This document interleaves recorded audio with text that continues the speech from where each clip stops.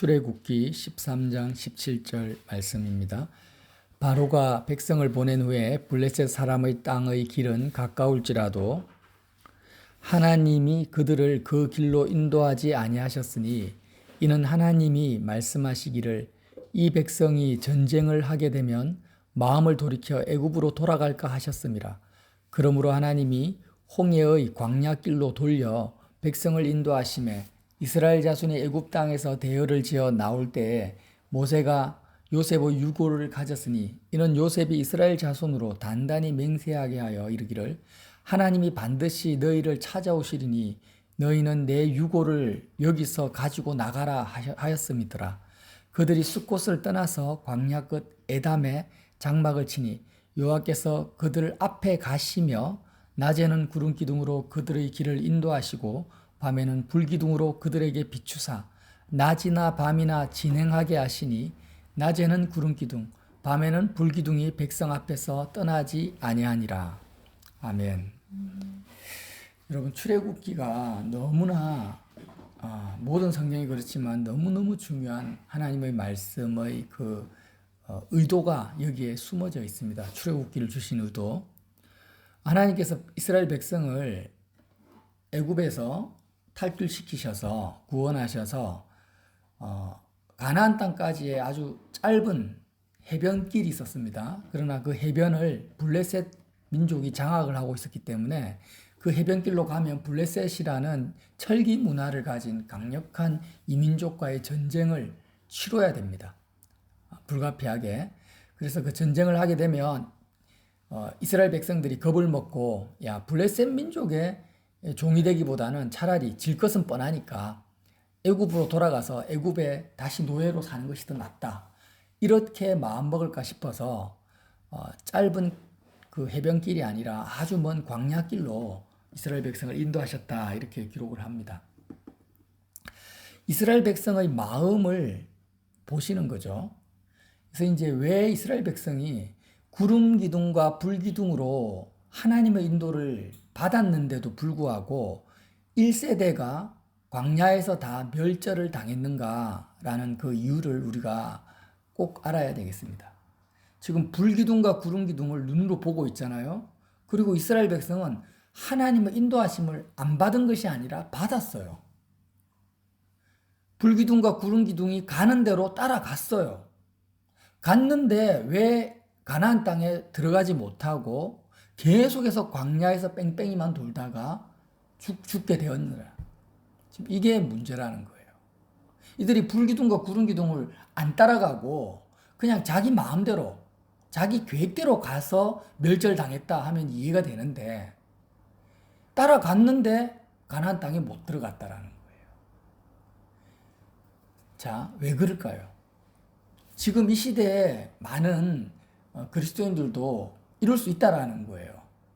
성령의 음성을 듣습니다. 성령의 음성을 나름대로 듣고 예언 기도를 받습니다. 하나님의 음성을 인도를 받기 위해서. 그리고 하나님이 주신 꿈을 해석하고 또 하나님이 주신 환상을 쫓아갑니다. 끊임없이 나름대로의 구름 기둥과 불 기둥, 하나님의 은사를 쫓아서 인도를 받는데도 불구하고 결국 하나님이 원하시는 그 목적지에 도달하지 못한 채 멸절당할 수 있다라는 거예요. 그럼 도대체 하나님은 어떤 의도를 가지고 계시기에 이렇게 하셨냐? 자, 하나님의 인도를 우리가 반드시 구해야 되는데 하나님 아버지는요, 무엇을 인도하기 원하시냐? 무엇을 인도하기 원하냐라는 거예요. 무엇입니까? 뭐라고 생각하세요? 하나님이 나를 인도하실 때 나를 통해서 무슨 위대한 일을 하시려고 나를 인도하십니까? 이스라엘 백성을 인도하실 때 이스라엘 백성을 통해서 세계 정복을 꿈꾸신다든지 아니면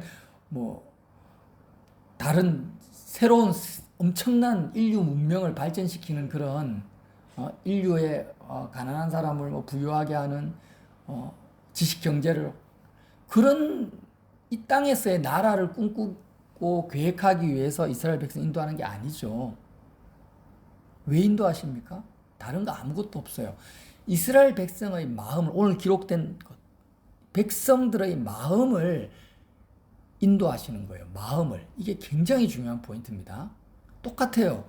우리를 인도하세요. 하나님이 우리를 인도하시는데 하나님이 우리를 인도하실 때 그 목적과 의도는요. 나의 마음을 인도하시는 거예요. 어디로 인도하십니까? 하늘에 계신 아버지께로 인도하시는 거예요. 이게 포인트예요. 근데 이스라엘 백성은 계속해서 하나님의 인도를 어떤 식으로 받아들였냐면 젖과 꿀이 흐르는 가나안 땅으로 나를 인도하실 것이다 라고 생각하고 따라간 거예요. 하나님의 그 인도하심의 이유와 목적은 나의 마음을 세상에서 하나님 아버지께로 인도하려고 하는데 똑같아요. 예수님이 이 땅에 오셨을 때 이스라엘 백성이 예수님의 메시아로 처음에 기대합니다.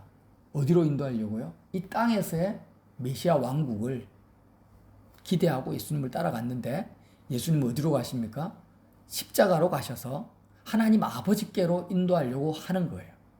그때 예수님이 인도하고자 하는 그 이스라엘 백성의 마음의 방향성과 이스라엘 백성의 마음은 이 세상에서 하나님의 나라를 구현하고자 하는 방향성이 달랐기 때문에 예수님을 십자가에 못 박아 죽여버립니다. 어마어마한 죄를 범하게 되죠. 우리가 지금 예수 그리스도의 인도하심을 받아야 돼요.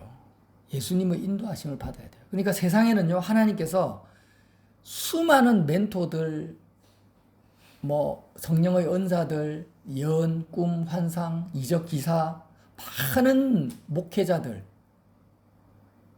우리 눈에 보이는 구름 기둥과 불 기둥 같은 것들이 있어요. 그런데 하나님께서 우리에게 요구하시는 유일한 인도자, 목자 누굽니까?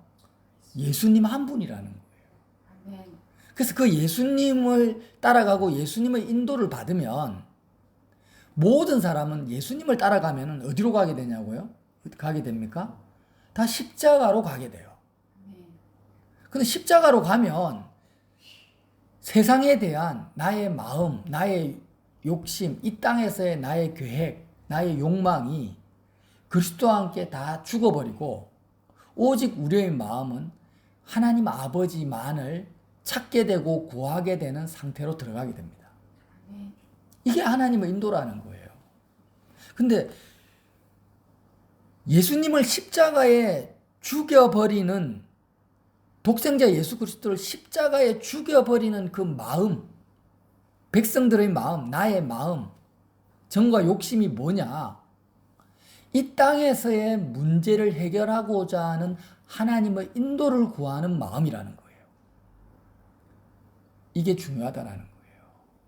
내가 예수님을 믿고 기독교인이 세상 사람들이 보기에 기독교인이 됐지만 끊임없이 내 육신의 문제를 해결하고자 하는 내 마음, 문제를 해결하기 위해서 하나님의 인도를 구하는 마음이 있죠.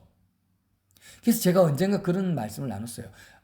몸이 아프다. 그러면 병 낫기를 위해서 기도하십시오. 그리고 세상에 어떤 사업이 안 된다. 물질 문제가 생겼다. 취직 문제, 결혼 문제, 하나님의 인도를 구하십시오. 구하세요. 하나님 우리의 연약함을 아시고 모든 것을 하나님의 필요에 대해서 하나님이 응답하기를 원하고 구하기를 원하십니다. 근데 여기서 중요한 거는 예수님께 나아가서 구해라는 거예요. 나의 모든 필요를, 나의 모든 문제를 누구에게요? 우리의 인도자가 되신 그리스도께 구하라는 거예요. 그러면 그리스도께서 나의 모든 아픔과 연약함과 질고와 필요를 다 짊어지시고 나와 함께 어디로 가세요? 십자가로 가셔가지고 인격적으로 나와 대화하시고 나의 모습을 보게 하시면서 나를 치료하십니다. 이게 이해가 되세요? 그러니까 자꾸 십자가로 가시는 예수 그리스도께 나의 필요를 구하지 않고 다른 길, 꿈과 예언과 환상과 어떤 이적과 어떤 징표를 구하게 되면은 어떻게 됩니까? 광야 이스라엘 백성과 같이 된다라는 거예요. 끊임없이 하나님 인도를 구하지만 결국에는 아버지의 뜻에 도달하지 못하는 그런 인생을 살게 되고, 십자가로 가는 예수님께 나의 모든 필요를 구하면 주님께서, 다시 한번 말하지만, 나와 인격적 관계를 통해서 주님이 나를 하나님 아버지께로 결국에는 인도하신다라는 거예요. 우여곡절을 거치게 되지만 제자들처럼. 자, 이 모든 것들을 경험한 사도 베드로가 성령을 받고 나서 오순절 때 십자가에 못 박은 잘못된 하나님의 인도를 구한 이스라엘 백성이죠. 그들을 향해서 설교를 합니다. 그 말씀이 사도행전 2장 37절에 있죠. 한번 찾아볼까요? 베드로 사도의 설교 말씀, 복음입니다. 사도행전 2장 37절. 쭉 설교가 이어지다가 사도행전 2장 32절부터 읽겠습니다. 자, 이 예수를 하나님이 살리신지라. 십자가에서 죽은 그 예수님. 내가 이스라엘 백성들이 예수님을 십자가에 못 박았죠. 왜 못 박았다고요? 하나님의 인도를 구하는, 잘못된 하나님의 인도를 구한 이스라엘 백성이 예수님의 인도를 안 받기 위해서 못 박은 거예요. 근데 이 예수를, 잘못된 하나님의 인도를 구한 그 나의 죄로 인해서, 죄성으로 인해서 십자가에 죽은 그 예수를 하나님이 어떻게 하셨다고요? 살리셨어요. 부활시켜서 우리가 다 이 일의 증인이로다. 하나님이 오른손으로 예수를 높이심에 그가 약속하신 성령을 아버지께 받아서 너희가 보고 듣는 이것을 부어주셨느니라. 다윗은 하늘에 올라가지 못하였으나 친히 말하여 이르되 주께서 내 주에게 말씀하시기를, 하나님 아버지께서 예수님에게 이렇게 말씀했다라는 거예요. 뭐라고요? 내가 너 원수로 너의 발등상이 되게 하기까지 너는 내 우편에 앉아 있으라 하셨도다. 하였으니 그런즉 이스라엘 온 집은 확실히 알지니 너희가 십자가에 못 박은 이 예수를 하나님이 주와 그리스도가 되게 하셨느니라 하니라. 그들이 이 말을 듣고 마음에 찔려 베드로와 다른 사람에게 물어 이르되 형제들아 우리가 어찌할꼬 하거늘. 베드로가 이르되 너희가 회개하여 각각 예수 그리스도의 이름으로 세례를 받고 제사함을 받으라. 그리하면 성령의 선물을 받으리니. 자, 여러분, 이 말씀이 무슨 뜻이겠어요? 이스라엘 백성들은요, 로마의 압제에서, 그러니까 지금으로 말하면 우리의 어떤 돈 문제, 결혼 문제, 취업 문제, 건강 문제, 이런 것들에 하나님의 인도를 구하는 메시아, 문제를 해결해 줄 메시아를 구했단 말이에요. 구했는데 메시아라는 예수가 나의 모든 기대를 저버리고 십자가에서 죽어버렸다. 그리고 나의 기대와 전혀 반대 방향으로 가서 그 예수를 내가 싫어하는 거예요. 그런 예수를 내가 싫어하고 그 싫어하는 죄성, 나의 마음을 하나님 아버지께로 돌이키려고 하지 않고 끊임없이 세상에 갇혀있고 세상의 좋은 것들을 구하는 나의 죄성이, 죄악된 성질이 예수님을 십자가 못 박아 죽여버렸어요. 지금 우리나 이스라엘 백성이나 똑같아요. 그런데 그 십자가에서, 나의 죄로 인해서 십자가에서 죽은 그 예수님이 하나님께서 살리셨어요. 부활시키셔가지고 하나님의 보좌 우편에 앉히셨는데, 지금 사도 베드로의 지금 증언입니다. 근데 하나님이 그 예수님께 뭐라고 하시냐면은, 내 아들 예수야, 지금 세상의 모든 권세와 통치와 모든 만물을, 세상 임금들까지 포함해가지고 너의 발등상, 너의 발 아래 내가 다 굴복시킬 때까지 너는 내 우편에 앉아 있어라. 이렇게 말씀하셨다는 거예요. 이 말씀을 듣고 이스라엘 백성이 기가 딱 막혀가지고 회개를 하는 거예요. 회개를. 마음을 돌이키는 거예요. 자, 우리는 자꾸 세상을 향한 나의 정과 욕심을 주님과 함께 십자가에 못 박아야 된다. 여기에 우리의 의식이 집중되어져 있는데 여기에서 끝나서는 안 된다라는 거예요. 지금 보세요. 나의 시각은요, 이스라엘 백성의 시각도 마찬가지지만 자기들은 진짜 별 볼 일 없는 노예입니다.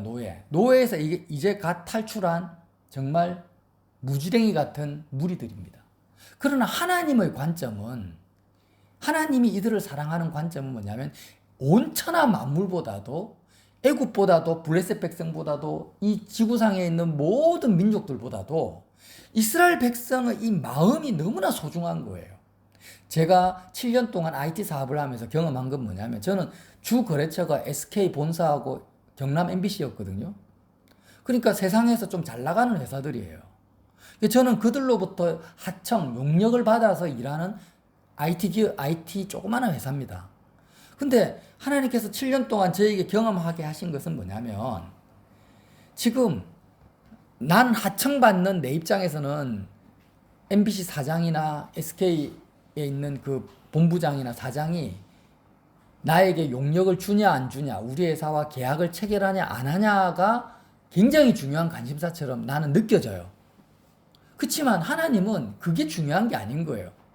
SK 전체보다도 MBC 전체보다도 하나님의 백성인 내 마음이 그 용역 계약을 따느냐 안 따느냐보다도 하나님께 내 마음을 드리느냐 안 드리느냐가 하나님 아버지 입장에서는 천배만배 중요한 사안이었다라는 거예요.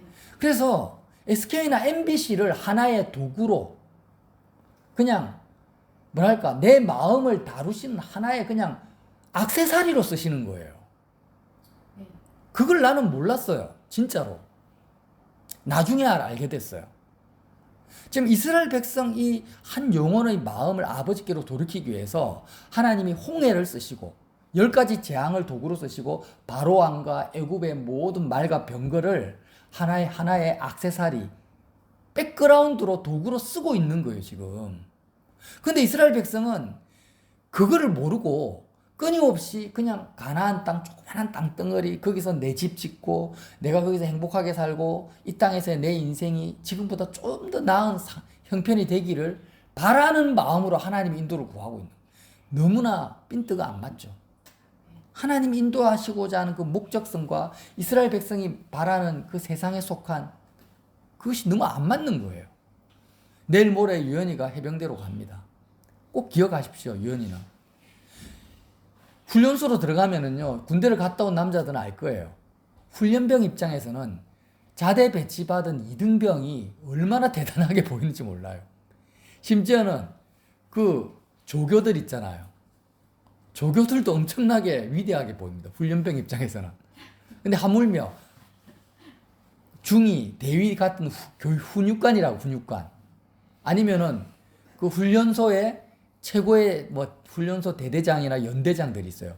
무궁화 2개 달고 3개 다는 사람들 집차 타고 오면은요, 진짜 말도 제대로 못 걸어요. 그러니까 나는 훈련병 아무것도 아닌 진짜 뺑아리 같은 그런 존재고, 내가 처한 그 상황은 어마어마한 계급 사회고 거대한 조직이잖아요. 그때 그 속에서 내가 하나님의 인도를 어떻게 받을 거냐라는 거예요. 그럼 내 입장에서, 훈련병 입장에서는 어떻게 하면 조금 더 훈련을 쉽게 받을까? 을차례 안 받고 좀 힘든 상황을 모면해서 군대 생활을, 시간을 어쨌든 2년 동안 국방부 시계는 거꾸로도 간다는 거, 편안하게 좀 보낼까? 그런 상황을 모면하기 위해서 하나님 인도를 구하게 된다라는 거예요. 100이면 100 다. 그게 아니라는 거예요, 지금. 하나님은 그런 분이 아니라는 거예요. 그게 아니라 내 마음을, 세상을 향한 내 마음을 돌이키기 위해서, 하나님 아버지께로 나를 돌이키기 위해서 어떻게 하신다고요? 해병대 전체에 3스타든 4스타든 모든 것을 다 동원해가지고 나를 지금 인도하고 계신다. 그게 크신 하나님입니다. 유연아, 이 사실을 꼭 기억해라. 모든 것을 뭘로요? 총동원해가지고 나를 하나님 아버지께로 내 마음을 인도하신다는 거예요. 그래서 저와 여러분이 이 땅에서 어떤 상황, 어떤 문제에 부딪혀다 할지라도 하나님의 인도하심의 목적과 의도성을 알아야 된다는 거예요. 예수님을, 알려면 예수님을 따라가죠. 예수님을 따라가서 십자가를 통과하게 되면은 이제 우리는 어떤 예수님을 바라보게 되냐? 사도 베드로의 말씀처럼 하늘 보좌 우편에서 모든 만물을 발 아래 두고 계신, 하늘 보좌 우편에 계신 그 예수님을 우리가 만나야 된다는 거예요. 아멘. 십자가에서 죽으신 그 예수님만으로 끝나서는 절대 안 됩니다. 죽으시고 죽음과 사망의 권세를 이기시고 세상의 모든 권세와 권위 위에 계신 하늘 보좌에 계신 그 예수님이 이제 천하 만국을 만왕의 왕으로서 다스리고 있는 그 예수님을 보는 겁니다. 그 예수님을 볼 때 드디어 나의 죄가 보입니다. 나의 죄가. 하늘 보좌에서 만왕의 왕 만유의 주로 앉아 계신 그 예수님을 볼 때 나의 죄가 보이는 거예요. 어떤 죄가 보입니까? 어떤 죄가 보일까요? 어떤 죄가 보입니까? 세상 권세에 눌려가지고 하나님의 인도를 핀트가 안 맞는 하나님의 인도를 구하고 있는 나의 죄악이 보이는 것입니다. 거기서 돌이키는 것이 뭐라? 회개입니다. 회개. 그게 회개예요. 그러니까 지금 사도 베드로의 이 설교에 회개한 3,000명이나 되는 수많은 무리들의 이 회개는요, 지금 우리가 생각하는 어떤 회개의 개념과 좀 달라요. 많이 달라요. 그러니까 자꾸 사람들은 뭐 일을 하다가, 특히 예수 믿는 사람들이 뭐 일이 잘 안 되거나 병이 들면은 내가 뭐 잘못했지? 아, 내가 11조를 안 했나? 헌금을 잘못했나? 교회 생활을 제대로 안 했나? 이러면서 회개를 하죠. 그 하나님께 잘 보여가지고 그 상황을 좀 하나님의 능력 힘입어서 좀 벗어나려고 회개를 하죠. 그게 아니에요. 그게 아니라 하늘 보좌의 우편, 하늘 보좌에 앉아 계신 예수님을 보면은 어떻게 회개하냐? 세상 전체보다도 크시고 우주 만물보다도 크신 예수님을 내가 경외하지 못했구나. 예수님을 정말 세상의 바로왕의 발등의 때보다도 못하게 여긴 이 믿음 없음을 회개하는 거예요. 그러면서 주님 앞에 나아가서 마음을 돌이키고 정말 세상을 이기신 그 예수님께 내가 나아가면 주님이 어떻게 한다고요? 성령을 선물로 보내주신다.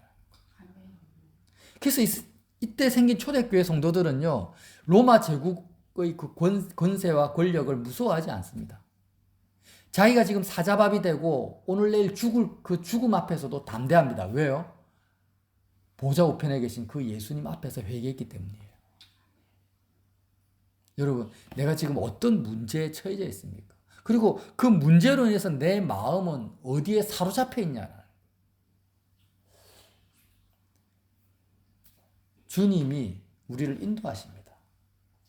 만약 이스라엘 백성이 그 불기둥과 구름기둥을 보면서 가나안 땅에 내가 들어가야 되겠다. 지금 상황과 형편에서 내가 벗어나는 그 인도를 구하지 않고 정말 크신 하늘에 계신 하나님 아버지께로 마음을 돌이켰다면은 이들은 불과 한 달 안에, 몇 주 안에 가나안 땅에 들어가서 40년의 연단이 필요 없었을 거예요. 안 그렇겠습니까? 정말 강하고 담대한 민족이 됐겠죠. 그러니까 이런 오류를 우리가 범해서는 안 됩니다. 범해서는 안 돼요. 그래서 우리에게 닥치는 모든 사건과 어려움과 문제 앞에서 예수님과 함께 십자가에서 온전히 죽고 하늘 보좌에 계신 부활하신 그 예수님을 내가 바라보면서 회개하는 저와 여러분 되시기를 예수님 이름으로 빌어드립니다. 아멘.